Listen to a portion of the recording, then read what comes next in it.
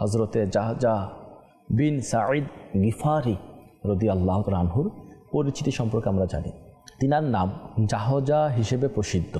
পিতার নাম হচ্ছে কি, তার পিতার নাম তিনি সিরাত ও ইতিহাসের কিতাবসমূহের বিভিন্ন বর্ণনা পাওয়া যায়। কখনো সাঈদ, কখনো কাইস, মাসউদ, আবার কখনো সাআদ বলা হয়েছে। এ থেকে বোঝা যায় তার পিতার নাম নিয়ে আলিমদের মধ্যে মতভেদ আছে। খোলাফায়ে রাশিদিনদের সাথে তার সম্পর্কটা কেমন ছিল আমরা শুনি।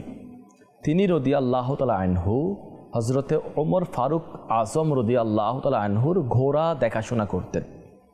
হজরতে উসমান গনি রাদিয়াল্লাহু তাআলা আনহুর শাহাদাতের কিছুদিন পর তার ওফাত ঘটে।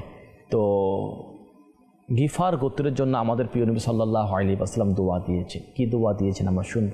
হজরতে জাহজা বিন সাঈদ গিফারি রাদিয়াল্লাহু তাআলা আনহু সম্পর্ক ছিল গিফার গোত্রের সাথে। রাসূলুল্লাহ সাল্লাল্লাহু আলাইহি ওয়াসাল্লাম তাদের সম্পর্কে মিম্বারের উপর থেকে এভাবে দোয়া করলেন, আল্লাহ পাক গিফার গোত্রকে মাফ করে দিন। সহিহ বুখারী কিতাবুল মানাকিব।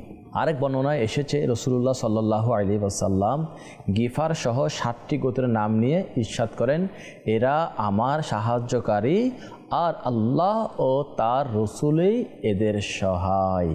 আল্লাহু আকবার।